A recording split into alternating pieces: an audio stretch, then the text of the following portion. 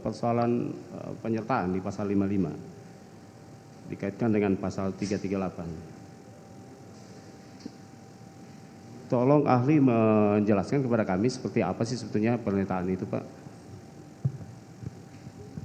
Penyertaan kan ada beberapa bentuk ya. Itu kalau pasal 55 ya tadi 55 ayat 1 ke 1 yang ditanyakan kan dipidana sebagai pembuat, orang yang melakukan perbuatan, orang yang turut serta melakukan perbuatan, dan orang yang menyuruh lakukan perbuatan pidana kan itu. Nah itu bentuk-bentuk penyertaan. Nah tentu bentuk-bentuk penyertaan itu mempunyai konsekuensi masing-masing di dalam pembuktiannya. Untuk bentuk yang pertama itu dipidana sebagai pembuat, yaitu orang yang melakukan perbuatan, itu adalah mereka yang melakukan perbuatan yang memenuhi semua unsur delik yang didakwakan. Kemudian yang kedua, kalau dalam bentuk yang menyuruh lakukan berarti ada dua pihak atau lebih, ya, di mana satu pihak adalah pihak yang menyuruh dan yang kedua adalah yang disuruh. Yang melakukan perbuatan material dader itu yang disuruh di dalam bentuk turut serta penyertaan yang seperti ini, yang disuruh itu tidak bisa dipidana karena dia sebenarnya tidak mempunyai niat jahat sama seperti yang menyuruh, karena yang mempunyai niat itu adalah si pihak yang menyuruh, maka yang menyuruh itulah yang bisa dimintai pertanggungjawaban. Kemudian yang ketiga dalam bentuk turut serta. Kalau bentuk turut serta berarti dua pihak atau lebih yang mempunyai kesepakatan bersama untuk sama-sama mempunyai kehendak mewujudkan terjadinya delik atau terjadinya tindak pidana. Dengan demikian, kalau dikaitkan penyertaan tadi dengan persoalan kesengajaan berkaitan dengan delik yang di situ ada kesengajaan, berarti kalau bentuknya turut serta berarti antara peserta yang satu dengan peserta yang lain harus terjadi apa yang namanya kesepahaman pemikiran, meeting of mind untuk mewujudkan delik.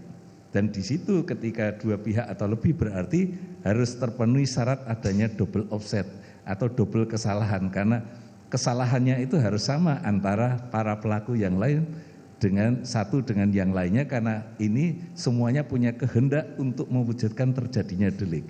Jadi tidak bisa hanya salah satu, kalau salah satu berarti bukan dalam bentuk turut serta. Kalau turut serta berarti persyaratan utamanya adalah ada kehendak yang sama untuk mewujudkan delik. Persoalan yang dilakukan berbeda-beda di dalam melaksanakan tindakan itu tidak menjadi masalah di dalam bentuk turut serta. Yang penting pelaku satu dengan pelaku yang lain punya kehendak yang sama, yaitu berarti itu ada double offsetnya untuk terjadinya delik. Ya baik, saya tertarik mengomentari mengenai meeting of mind, Pak. Sebetulnya mohon dijelaskan kepada kami dan persidangan ini sebetulnya secara sederhana meeting of mind itu seperti apa bisa dijelaskan, Pak? Meeting of mind itu adalah kesepahaman, kesamaan di dalam mewujudkan tindakan sesuai dengan tujuan yang sudah ditentukan. Kalau pembunuhan, maka meeting of mind-nya itu adalah peserta satu dengan yang lainnya sama-sama menghendaki terjadinya kematian orang lain. Itu meeting of mind. Dalam delik yang lain juga bisa, misalnya dalam delik suap antara penyuap dengan yang disuap terjadi meeting of mind, satu mempunyai tujuan untuk memberikan, yang satu mempunyai tujuan mau bersedia menerima pemberian. Maka di situ ketika ketemu adalah terjadi meeting of mind. Nah, itulah yang harus dibuktikan kalau bentuk turut serta meeting of mind-nya itu seperti apa. Nah, ini kan kesamaan niat, Pak. Nah, jika salah satu pihak, ada salah satu orang yang ikut serta di dalamnya, kemudian melakukan sesuatu hal yang melampaui kesepakatan itu atau meeting of mind itu, seperti apa itu konsekuensinya?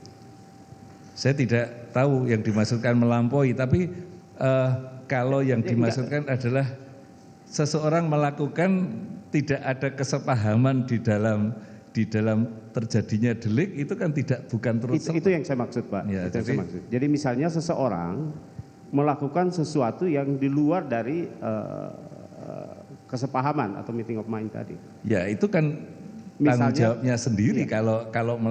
Kalau ada meeting of mind itu berarti keduanya bersepakat sama untuk mewujudkan delik. Jadi terjadinya delik itu adalah sesuatu yang sama-sama disepahami. Oke, Itu baik. meeting of mind. Saya masih lanjut ke meeting of mind, Pak. Nah, jika ada seseorang yang ada di waktu dan tempat kejadian perkara tanpa adanya meeting of mind, apakah mungkin orang itu ditarik sebagai pesakitan juga, Pak? Ya, karena tadi sudah saya sampaikan kalau itu bentuknya adalah turut serta itu harus ada meeting of mind, maka tidak semua orang yang berada di dalam satu tempat ketika itu terjadi satu kejahatan itu berarti turut serta kan itu.